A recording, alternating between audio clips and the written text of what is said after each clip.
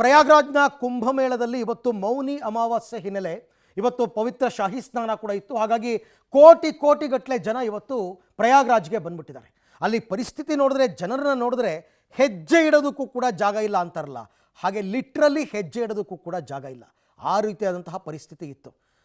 ಎಲ್ಲರೂ ಕೂಡ ಈ ಪವಿತ್ರ ಸ್ನಾನವನ್ನು ಮಾಡಿಕೊಂಡು ಹೋಗಬಹುದು ಸುಲಭವಾಗಿ ಅಂತ ಅಂದ್ಕೊಂಡಿದ್ರು. ಬಟ್ ಅಲ್ಲಿ ಹೋದಂಥವ್ರು ಹೇಳಿದ್ದಂಥದ್ದು ಈ ರೀತಿ ಪರಿಸ್ಥಿತಿ ಹೇಗಾಗುತ್ತೆ ಅಂತಂದರೆ, ನಿಜಕ್ಕೂ ಕೂಡ ಆ ಸುನಾಮಿ ಯಾವ ರೀತಿ ಬರ್ತಾ ಇತ್ತು, ಜನರು ಅದೇ ಪರಿಪ್ರಮಾಣದಲ್ಲಿ ಬಂದಿದ್ದಾರೆ. ಬೇರೆಲ್ಲೂ ನಾವು ಇತ್ತೀಚಿನ ವರ್ಷಗಳಲ್ಲಿ ಈ ರೀತಿ ಜನಪ್ರವಾಹವನ್ನು ನೋಡೇ ಇರಲಿಲ್ಲ.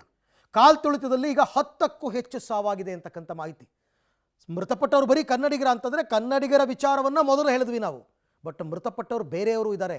30ಕ್ಕೂ ಹೆಚ್ಚು ಭಕ್ತರಿಗೆ ಗಾಯ ಆಗಿದೆ. ಅವರೆಲ್ಲರೂ ಕೂಡ ಅಲ್ಲಿ ಹಾಸ್ಪಿಟಲಲ್ಲಿ ಟ್ರೀಟ್ಮೆಂಟ್ ಕೊಡ್ತಾ ಇದ್ದಾರೆ. ಅವರೆಲ್ಲರೂ ಚೇತರಿಸ್ಕೊತಾ ಇದ್ದಾರೆ ಅಂತಕ್ಕಂಥ ಮಾಹಿತಿ ಬರ್ತಾ ಇದೆ. ಕೆಲವರಿಗೆ ಗಂಭೀರ ಗಾಯ ಆಗಿದೆ. ಪುಣ್ಯ ಸ್ನಾನಕ್ಕೋಸ್ಕರ ಒಂದು ದಿನದಲ್ಲಿ 10 ಕೋಟಿ ಜನ ಅಂತಂದರೆ ಅನ್ಬೇರಬಲ್ ಅಂತ ಹೇಳ್ಬೋದು. ಸಾಧ್ಯನೇ ಇಲ್ಲ ಇದನ್ನು ಬೇರ್ ಮಾಡೋದಕ್ಕೆ. 10 ಕೋಟಿ ಜನ ಹೆಂಗೆ ತಡಿಬೇಕು? ಆ ಊರು ಜೀವವನ್ನು ಉಳಿಸ್ಕೊಳ್ಳೋದಕ್ಕೆ ಕುಟುಂಬಸ್ಥರು ಪ್ರಯತ್ನ ಪಡ್ತಾ ಇದ್ದಾರೆ. ಪಾಪ ಹೇಗಾದರೂ ಸರಿ ಸೇಫಾಗಿ ಇಲ್ಲಿಂದ ಹೊರಗಡೆ ಹೋಗ್ಬಿಟ್ರೆ ಸಾಕಪ್ಪ ಅಂತಂದರೆ 23-24 ಕಿಲೋಮೀಟರ್ ನಡಿಬೇಕು. ಆಮೇಲೆ ಇವರು ಪಾರ್ಕಿಂಗ್ ಸಿಗ್ತಕ್ಕಂಥದ್ದು. ಒಂದೊಂದು ದೃಶ್ಯಗಳು ಕೂಡ ಘನಘೋರವಾಗಿದೆ. ನಿಮಗೆ ನಾವು ತೋರಿಸ್ತೀವಿ ದೃಶ್ಯವನ್ನು, ಹೇಗಿದೆ ದೃಶ್ಯಗಳು ಅಲ್ಲಿ ಅಂತಂದ್ಬಿಟ್ಟು. ಹೆಂಗೆ ಅಂತಂದರೆ ಅಲ್ಲಲ್ಲಿ ಬಿದ್ದಿರ್ತಕ್ಕಂಥ ಚಪ್ಪಲಿಗಳು, ಅಲ್ಲಲ್ಲಿ ಬಿದ್ದಿರ್ತಕ್ಕಂಥ ಬಟ್ಟೆಗಳು, ಈ ಕಾಲು ತುಳಿತಾ ಇತ್ತಲ್ಲ ಆ ಜಾಗದಲ್ಲಂತೂ ಸಿಕ್ಕಾಪಟ್ಟೆ ಹೆಂಗೆ ಬೇಕೋ ಹಂಗೆಲ್ಲ ಬಿಟ್ಟು ಹೊಟ್ಟೋಗಿದ್ದಾರೆ. ಅವ್ರ ಲಗೇಜ್ಗಳನ್ನೆಲ್ಲ ಎಷ್ಟು ಹೊಟ್ಟೋಗಿದ್ದಾರೆ. ಘಟನಾ ಸ್ಥಳದಲ್ಲಿ ಆಕ್ರಂದನ, ಕಣ್ಣೀರು.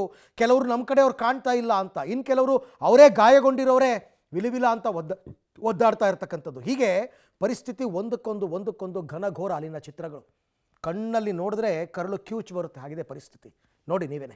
ಮಹಾಕುಂಭ ಮೇಳದಲ್ಲಿ ಕಾಲ್ತುಳಿತ, 10ಕ್ಕೂ ಹೆಚ್ಚು ಮಂದಿ ಸಾವಿನ ಶಂಕೆ, 30ಕ್ಕೂ ಹೆಚ್ಚು ಭಕ್ತರಿಗೆ ಗಾಯ. ಹೌದು, ಮಹಾಕುಂಭ ಮೇಳದ ಮೌನಿ ಅಮಾವಾಸ್ಯೆ ವೇಳೆ ತ್ರಿವೇಣಿ ಸಂಗಮ ಕ್ಷೇತ್ರದಲ್ಲಿ ಪವಿತ್ರ ಸ್ನಾನಕ್ಕೆ ಭಕ್ತ ಸಾಗರವೇ ಹರಿದಿದೆ.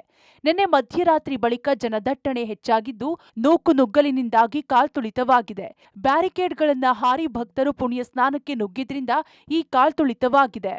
ಉತ್ತರ ಪ್ರದೇಶದ ಪ್ರಯಾಗ್ರಾಜ್ನಲ್ಲಿ ಜನವರಿ 13ರಿಂದ ಮಹಾಕುಂಭ ಮೇಳ ಆಯೋಜನೆ ಆಗಿದೆ. 6 ಪುಣ್ಯ ಸ್ನಾನಗಳಲ್ಲಿ ಮೌನಿ ಅಮಾವಾಸ್ಯೆ ದಿನದಂದು ನಡೆಯುವಂಥ ಪುಣ್ಯ ಸ್ನಾನ ಅಂದರೆ ಇವತ್ತು ನಡೆಯುವಂಥ ಪುಣ್ಯ ಸ್ನಾನಕ್ಕೆ ಬಹಳಷ್ಟು ಆದ್ಯತೆ ಮತ್ತು ಪ್ರಾಮುಖ್ಯತೆ ಇದೆ. ಹೀಗಾಗಿ ಪ್ರಯಾಗ್ರಾಜ್ನಲ್ಲಿರುವಂತಹ ತ್ರಿವೇಣಿ ಸಂಗಮಕ್ಕೆ ನಿನ್ನೆಯಿಂದಲೇ ಕೋಟ್ಯಾಂತರ ಸಂಖ್ಯೆಯಲ್ಲಿ ಜನರು ಹರಿದು ಬರ್ತಾ ಇದ್ದಾರೆ.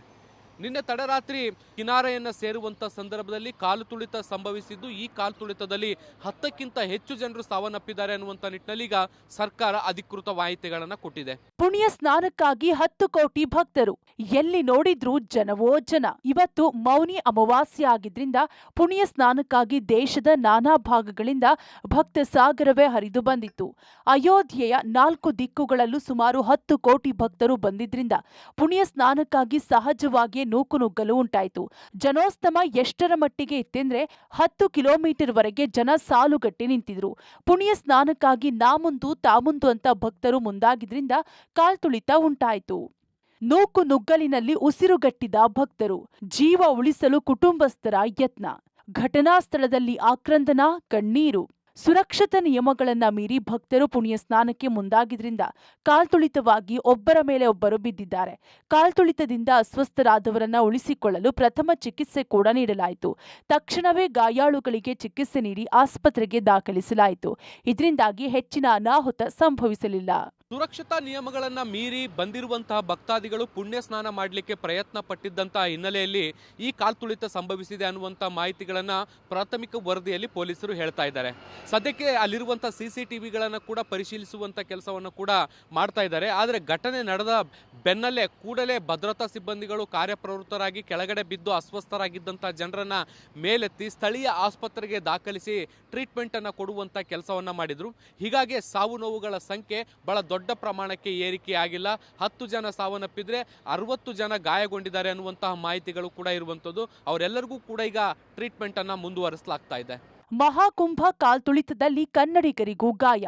ಬೆಳಗಾವಿಯ 4 ರಿಂದ 5 ಮಂದಿ ಕೂಡ ನಾಪತ್ತೆ. ಇನ್ನು ಕಾಲ್ತುಳಿತದಲ್ಲಿ ಕನ್ನಡಿಗರು ನಾಪತ್ತೆಯಾಗಿದ್ದಾರೆ. ಪ್ರಯಾಗ್ರಾಜ್ಗೆ ಹೋಗಿದ್ದ ಬೆಳಗಾವಿಯ ನಡುವಿನಹಳ್ಳಿಯ ಒಂದು ಗುಂಪು ನಾಪತ್ತೆಯಾಗಿದೆ. ಸುಮಾರು 60 ಮಂದಿ ಭಕ್ತರ ಗುಂಪು ಚೆಲ್ಲಾಪಿಲ್ಲಿಯಾಗಿದ್ದು, ಇದರಲ್ಲಿ 4 ಎಲ್ಲಿ ಹೋದ್ರು ಅನ್ನೋದೇ ಗೊತ್ತಾಗಿಲ್ಲ. ಇನ್ನೊಂದೆಡೆ ಬೆಳಗಾವಿಯ ಕಾಂಚನಾ ಕೋಪಾರ್ಡೆ ದಂಪತಿಗೆ ಗಾಯವಾಗಿದ್ದು ಪ್ರಯಾಗ್ರಾಜ್ ಆಸ್ಪತ್ರೆಯಲ್ಲಿ ಚಿಕಿತ್ಸೆ ಪಡೆಯುತ್ತಿದ್ದಾರೆ. ನಮ್ಮ ಮನೆಯಾಗಿಂದ ಪಪ್ಪಾರ ಮತ್ತು ಮಮ್ಮಿರು ಹೋಗ್ಯಾರ. ಅರುಣ ಮತ್ತು ಕಾಂಚನ್ ಅಂತ. ಏನಿಲ್ಲ, ಆರಾಮದಾರಂತ ಎಲ್ಲರೂ. ಟೈಮಿಂಗ್ ಏನು ಗೊತ್ತಿಲ್ಲ, ಒಟ್ಟು ರಾತ್ರಿ ಆಗೈತಂತ. ಏನಿಲ್ಲ, ಈಗ ಅವ್ರು ಇನ್ನೊಂದು ಹಾಸ್ಪಿಟಲ್ದಿಂದ ಇನ್ನೊಂದು ಬೇರೆ ಹಾಸ್ಪಿಟಲಿಗೆ ಹೋಗ್ತಾರೆ. 30 ಜನ ಏನೋ ಹೋಗಿರ್ಬೋದು, ನನಗೂ ಎಕ್ಸಾಕ್ಟ್ ಗೊತ್ತಿಲ್ಲ ಎಷ್ಟು ಜನ ಹೋಗ್ಯಾರ. ಅವರು ಬೇರೆ ಬೇರೆ ಕಡೆ ಅದಾರೆ. ಅವ್ರು ಏನಂದ್ರೆ ನಾವೆಲ್ಲರೂ ಆರಾಮದೇವಿ, ಪಪ್ಪ ಇನ್ನೊಂದು ಹಾಸ್ಪಿಟಲ್ ಕಡೆ ಹೋಗತ್ತೀವಿ, ಅಲ್ಲೂ ಒಂದು ಸ್ವಲ್ಪ ಜನ ಅದಾರ, ಅಲ್ಲಿ ಹೋಗಿ ಫೋನ್ ಮಾಡ್ತೇವೆ ಅಂತ. ಕಾಲ್ತುಳಿತದ ಬಳಿಕ ಪುಣ್ಯ ಸ್ನಾನ ಸ್ಥಗಿತ. ಬೆಳಗ್ಗೆ 11 ಗಂಟೆ ನಂತರ ಮತ್ತೆ ಆರಂಭ. ಮಧ್ಯರಾತ್ರಿ 2 ಗಂಟೆಗೆ ಕಾಲ್ತುಳಿತ ಸಂಭವಿಸಿದ ಬಳಿಕ ತಾತ್ಕಾಲಿಕವಾಗಿ ಪುಣ್ಯ ಸ್ನಾನವನ್ನ ಸ್ಥಗಿತಗೊಳಿಸಲಾಗಿತ್ತು. ಉನ್ನತ ಮಟ್ಟದ ಸಭೆ ಬಳಿಕ ಭದ್ರತೆ ಹೆಚ್ಚಿಸಲಾಗಿತ್ತು. ಹೆಚ್ಚಿನ ಭದ್ರತಾ ಪಡೆಯನ್ನ ನಿಯೋಜಿಸಲಾಯಿತು. ಸುರಕ್ಷತಾ ಕ್ರಮಗಳ ಬಳಿಕ ಬೆಳಗ್ಗೆ 11 ಗಂಟೆ ನಂತರ ಪುಣ್ಯ ಸ್ನಾನಕ್ಕೆ ವ್ಯವಸ್ಥೆ ಮಾಡಿಕೊಡಲಾಯಿತು. ಇದರಿಂದಾಗಿ ಪರಿಸ್ಥಿತಿ ಕೂಡ ನಿಯಂತ್ರಣಕ್ಕೆ ಬಂತು. ಮಧ್ಯರಾತ್ರಿ 2 ಗಂಟೆಗೆ ಕಾಲ್ತುಳಿತ ಸಂಭವಿಸಿ 10ಕ್ಕಿಂತ ಹೆಚ್ಚು ಸಾವನ್ನಪ್ಪಿದ ಬೆನ್ನಲ್ಲೇ ಉತ್ತರ ಪ್ರದೇಶ ಸರ್ಕಾರ ತಾತ್ಕಾಲಿಕವಾಗಿ ಅಮೃತ ಸ್ನಾನವನ್ನ ನಿಷೇಧ ಮಾಡಿತು. ಮುಂದಿನ ಆದೇಶದವರೆಗೂ ಕೂಡ ಯಾರು ಅಮೃತ ಸ್ನಾನಕ್ಕೆ ಅವಕಾಶ ಮಾಡಿಕೊಡೋದಿಲ್ಲ ಅನ್ನುವಂಥ ನಿಟ್ಟಿನಲ್ಲಿ ಸ್ಪಷ್ಟಪಡಿಸಿತ್ತು.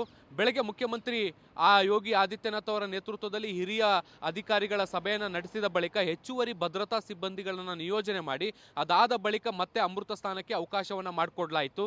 ಸದ್ಯಕ್ಕೀಗ ಪರಿಸ್ಥಿತಿಯನ್ನು ಹತೋಟಿಗೆ ತರಲಾಗಿದ್ದು, ನಾಗಾ ಸಾಧುಗಳು, ಸಾಧು ಸಂತರು, ಬೇರೆ ಬೇರೆ ಪ್ರಮುಖರು ಎಲ್ಲರೂ ಕೂಡ ಇವತ್ತು ಶಾಹಿ ಸ್ನಾನ ಅಥವಾ ಅಮೃತ ಸ್ನಾನವನ್ನ ಮಾಡಿದ್ದಾರೆ. ಸದ್ಯಕ್ಕೆ ಪರಿಸ್ಥಿತಿ ಅಂಡರ್ ಕಂಟ್ರೋಲ್ ಅಂತ ಹೇಳಲಾಗ್ತಾ ಇದೆ. Bureau report, public TV.